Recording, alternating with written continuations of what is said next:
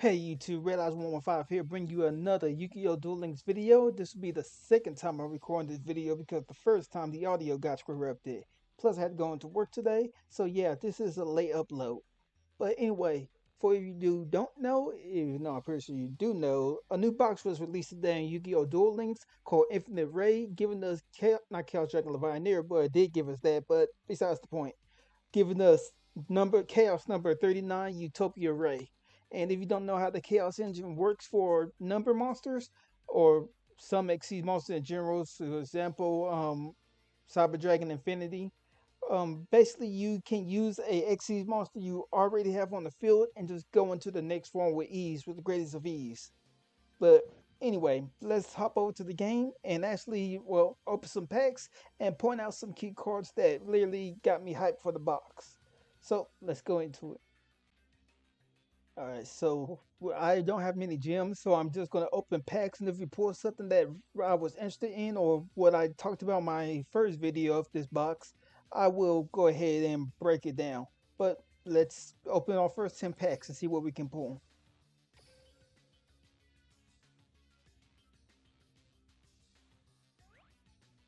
Hey, Garibo. Okay, this wasn't one of the cards that interested me when I was doing the original video, but Digital Bugs is an archetype I'm actually hyped for in this box. Now, when I was doing that first video, I had zero interest in them, but then after I read some of the XC Monsters effects and the archetype, it was like my hype went from zero to infinite because I was just excited for this archetype out of nowhere. But basically what these guys do is they throw cards as a defense, and then on top of that they special summon one of their, well, another monster from the deck, which would be a level 3 most likely, and they, just like Mayakasi, they build up into the next rank for the Xyz monsters. But the Xyz monsters keep ranking up by you simply detaching material from them. So if you detach from, I believe it was this little bug,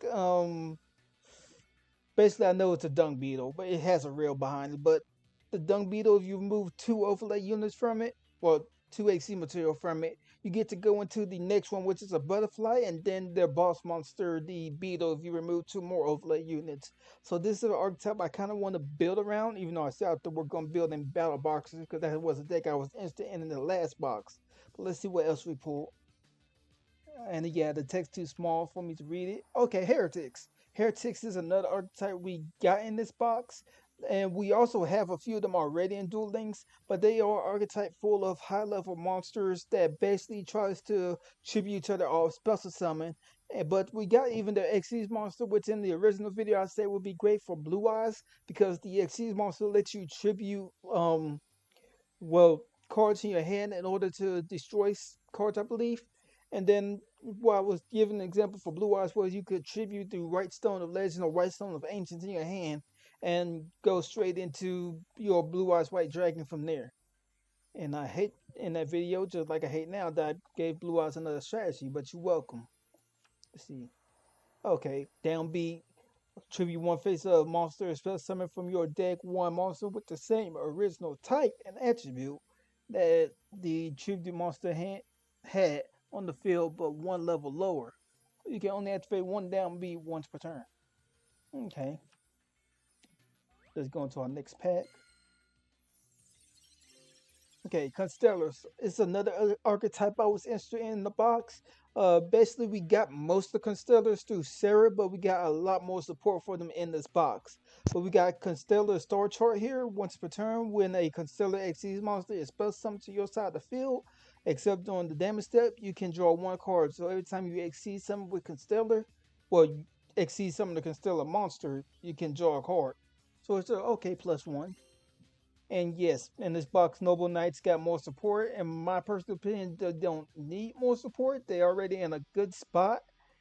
And I would read this out, but the text is too small at the current moment.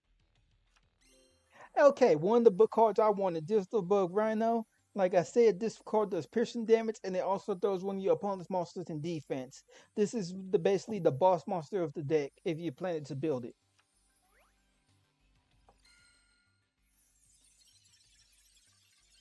Okay, Constellar, not gonna try. When this card is normal summon, you can spell summon one conceal monster from your hand in face up defense position. Okay, so basically you tribute one monster off and you get to summon another consteller from your hand for free. Okay, one of the big heretic monsters and another heretic. Okay. And I know I'm not really reading the cause effects at the moment. Like I said, I'll do that in a minute. It's just the fact that some of the text is too small for me to read. So let's keep going. Okay, Noble Knight Ivan. Okay. If a Noble Arms equipped spell see, I'm trying to read it and I can't. But if a Noble Arms equipped spell has, yeah, I'm just gonna move on because I can't read that small text.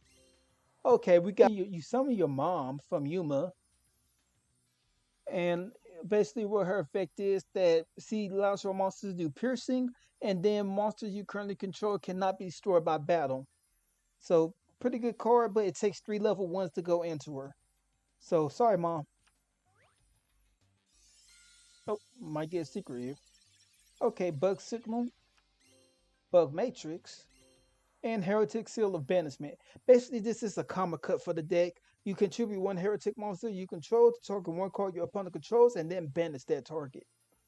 So yeah, it's an alright card, but you just minusing one off your board to -1 on your opponent.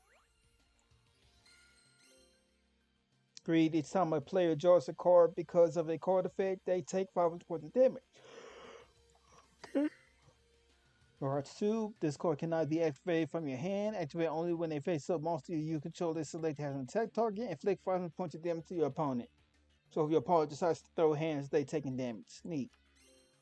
Constellar Omega. This is one of the key cards needed for the Constellar deck if you are planning to run it. It takes 2 level 4 light monsters once per turn. When either player's turn, you can detach 1 AC material from this card. All Constellar monsters you currently control are unaffected by spells and traps. So that means they cannot comma cut. They cannot not regeki. They cannot comma cut. They cannot wall of D. Basically, he protects your Constellars from all your opponent's back row. Xyz agent. If this card is in your graveyard, you can target one Utopia Xyz monster you control. Attach this card from the graveyard to it as Xyz material. You can only do this once per duel though. Mana Goblin. Heritic Seal of Reflection. When a spell or trap card or monster effect is activated, tribute one hysteric monster. Negate the activation, and if you do, destroy it. Eh. Okay, we might get something here. Bug Emergency. Can't really read it. Text small. Radius the Half Moon Dragon. See, I ignored this card in my box for you because I didn't really care for it. Let me see what this card does though. If your opponent controls a face-up HC monster, you can spell summon this card from your hand. If you do, this card level becomes 8. This card kind of sounds like a Galaxy Eye strat, but it's something I would still sleep on. Granted, it's a good card because, well, right now at the current moment, unless you're going against Noble Knights, not many decks in the current meta actually special summon or go into XC's monsters a lot. So it's just kind of like, you're cool, but at the current moment, I don't think it will see play, but it will probably see play later down the road. Heritage Dragon of Tavant. Once again, the text is small. Okay, this was the card I wanted just for my red eye stack, but in story, it's kind of similar to Keeper of Dragon Magic, not Keeper of Dragon Magic, Keeper of the Shrine. If a dragon monster dies in your field, you can special summon this, and then something along the lines of that. But I don't quite remember its effect off the top of my head, but it was something pretty good. I was thinking about running. Okay, a big tuner. Okay. Oh, ultra rare. I don't know what the ultra rare traps are in the box, so. Oh, SR and High Five the Sky. Eh. Okay, let's open up some more packs. I think this might be my last one because, yeah, it's my last set of packs I'm going to be opening before I just go in and shout out certain cards in the box that I think is still worth it. Okay, Leech in the Light. Select one face-up light monster your opponent controls, or face-up attackers and monsters you control gain attack equal to the attack of the selected monster. I like this card. I would like more if it was a quick play spell, but it's good. Another copy of that. Oh, SRUR, the next seas. I'm just happy for this just because it for the Digital Book deck. Okay, cool. I actually wanted this card for the Noble Knight deck I have, but in short, he supports the Chaos Xyz mechanic. Uh, I believe he has a popping effect, but besides that, if your opponent does destroy this card, you can actually special summon a Noble Knight Xyz monster from your extra deck and use him as the Xyz material if he gets destroyed. So this card is pretty good, and I can't wait to actually run it.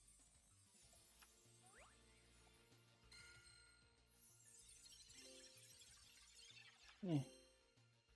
Your opponent cannot target face-up dragon type monsters for attacks except this card. Okay. Yeah, I'm just skipping the Star Stuff cards because I really care nothing for them.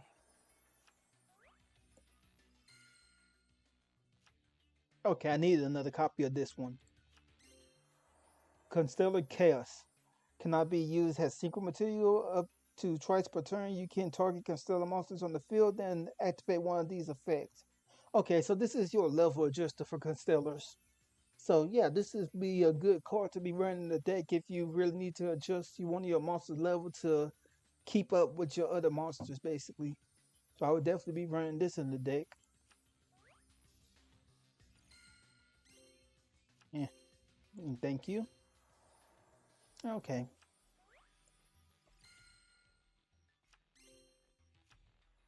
I didn't want another copy of mine.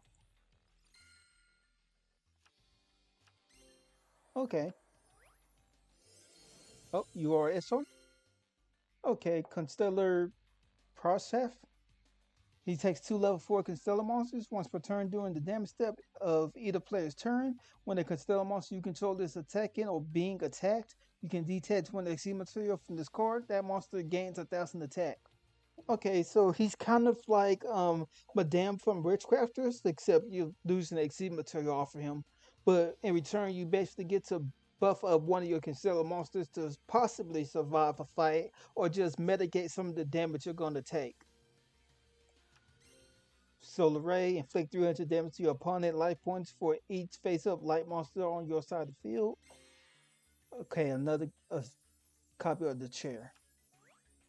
Okay, our last pack. Another Parsef, another field spell, and that. Okay, now that I got done with the pack opening, we're just gonna head over here and look at some of the cards that I'm actually interested in for the box. Now, of course, like I said, we get Utopia Ray. You can take the long route to going into him by using 3 level 4 monsters to exceed summon into him, or you can actually use Utopia on your field to exceed into him. But for his effect, you can detach one XC material from this card. It can try for the attack. If it does, one monster your opponent control loses 1,000 attack. These changes last until the end of the turn. You must have 1,000 life point or less to activate and to resolve this effect. Now, if it didn't have that a part where it's like your life points have to be 1,000 or less, this would be an amazing card. It still is good. It's just you're gonna have to riddle your life points down and be all ditch effort to try to win the duel with. The other monster I want to mention in this box was Consteller Polymath M7, but it takes 2 level 6 monsters to go into. You can also XC summon this card by using a Consteller XC monster you control has the XC material other than Consteller other than this card. Attach the that monster also becomes a material. Okay, if you summon this way, but the only thing if you use the shortcut way to summon it by using a Constellar XC monster you control, he cannot use his effect that this turn. You have to wait next turn, and his effect is pretty good. So once per turn, you can detach one XC material from this card, then target one monster on the field, and either player's graveyard return that target to the hand. So he basically bounced stuff off of your opponent's field and back into the hand. But if you do exceed summon him off of a consteller monster in your field, that effect is dead until next turn. So it's kind of like a toss up if you even want to use if you want to shortcut your way into him or not. Let's see. And then for the Heretics boss monster, we have Heretic Sun Dragon, Overlord of Helopsy. This is the card that I was saying that would be good for Blue Eyes. He takes 2 level H. Once per turn, you can detach one XC material from this card. Tribute any number of monsters from your hand and or your side of the field, minimum of one. Then destroy one card and destroy that many cards equal to on the field. So, like I was saying with Blue Eyes, you can get rid of your White Stone of Ancients or Right Stone of Legend and basically destroy 2 cards in your opponent's field or 1 card if you only have one in your hand, and basically destroy that card in the field. And then your end phase, you get to spell summon the Blue Eyes White Dragon onto your field because of the effect of White Stone of Ancients. So yeah, this card would be crazy powerful in Blue Eyes, and plus it also popping. So Blue Eyes players, welcome. But hey, I gave you a combo. And I don't need to really go over this card right here. Chaos Dragon Leviathan. You see me play it in my uh my Thundering Chaos deck. As you know, you can banish 3 lights, 3 darks, or a mixture of the two, depending on what you decide to banish. Decides its effect. If you banish only light monsters, you can spell summon a monster from your graveyard in defense mode. If you banish only dark monsters, shuffle 1 random card from your opponent's hand to the deck. And then if you banish both, destroy up to 2 cards on your opponent's field. So hey, now more people can get access to Couch Regular right now. I am happy for you because this card was once only available in the selection box, and this would be like the second monster we got now outside the selection box, I believe. The other one that I remember was Stratos, who's in another box at the moment. Let me see. Oh yeah, we also got 2 more pieces of Utopia support. In short, this one is an equip spell that will allow you to gain your Utopia to gain attack points 500 every time you use Utopia's effect to block. And then if for some reason well, after you use all Utopia's units and your opponent tries to go in for the insta kill on Utopia, you can actually sacrifice the Rising Sun Slash to use Utopia's effect a third time. And you can do the same with Lightwing Shield. It will also be a overlay unit for Utopia. And what I mean by that is you can banish it from the graveyard to use Utopia's effect, even though he's out of overlay units. And then on top of that, if you did block an attack this turn, what Lightwing Shield will do is it can end the turn for your opponent or yourself for some weird reason if you want to do that. I don't know why. But you can also double Utopia's attack points with this card. So in a way, this card is a double or nothing for Utopia. So in the example, you can have one of your weaker monsters that attack into one of your opponent's cards. Have Utopia block that attack, activate Lightwing Shield, and then have your Utopia attack with double the attack points. So this is an alright card to be running in Automatopoeia. You might run it at 1. It's up to you. Because literally we only have 2 Utopia cards in the game at the moment. So yeah. I'm just trying to see if there's any other noteworthy cards I wanted to. Oh yeah, the Noble Knight stuff that we ended up pulling. Because I did go over this card, but I just want to make sure I got its effect right. Sacred Noble Knight of King Constantine. I know it's not Constantine, but yeah, that's what basically going to get. Okay, you can use up to 2 level 4 monsters. You can use more if you like. You can use 3. But you can detach any number of material from this card, then target that many cards your opponent control and return them to the hand. If this card is destroyed by battle or card effect and sent to the graveyard, you can spell summon 1 Noble Knight Xyz monster from your extra deck except this card.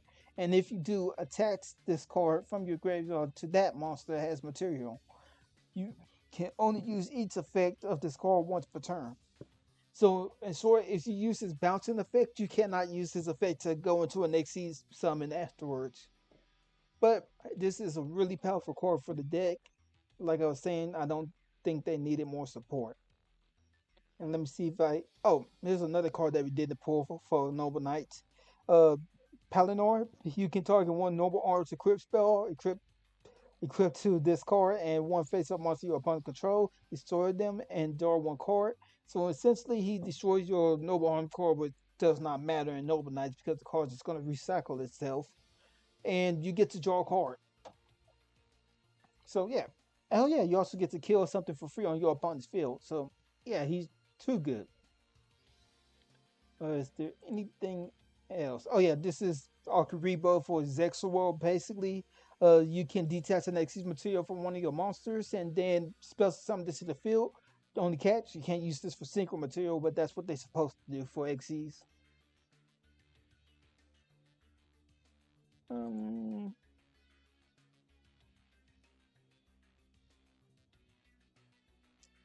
I think we're basically done here. I'm trying to find that other. Oh, here he goes. Because I wanted to go over this card that I didn't actually get to because, well, the text was too small on the card itself. Well, if a Noble Army equipped spell becomes equipped to this card, you can spell summon one Noble Knight token. Also, you cannot spell summon monsters for the rest of this turn except Noble Knight monsters. You can only use the effect of Noble Knight, this Ivan, once per turn. While this card is equipped with a Noble Armor crit spell, all other Noble Knight monsters you control gains 500 attack points. Oh, cool. So he also buff your Noble Knights, give you a token. So basically, he will be good to go into the Noble Knight Synchro. And the only reason I say the Synchro is because tokens cannot be used as XC summoning material. So, yeah, he's a pretty alright card. Alright. But yeah, I think that's all of the cards that I wanted to really go over. Let's see if I can. Oh, there it is. The Noble Knight field spell. Let's see. During your end phase, you can activate each of these effects up to once per turn, depending on the total number of Noble Knight cards with different names in your graveyard and or you control. 3 or more, send one Noble Knight card from your deck to the graveyard. 6 or more, spell summon one Noble Knight monster from your hand. Then you can equip one Noble Arm spell card from your hand to that monster. 9 or more, target one Noble Knight monster in your graveyard, add that target to your hand. 12 or more, draw one card. So you only get the effects 3 and 5 because I don't think you're gonna have 9 or more equipped or in play. But anyway, I hope y'all enjoyed this video, and I hope y'all have a nice Happy New Year's. But I see y'all next year for another Yu-Gi-Oh! Duel Links video. I'm out. Peace.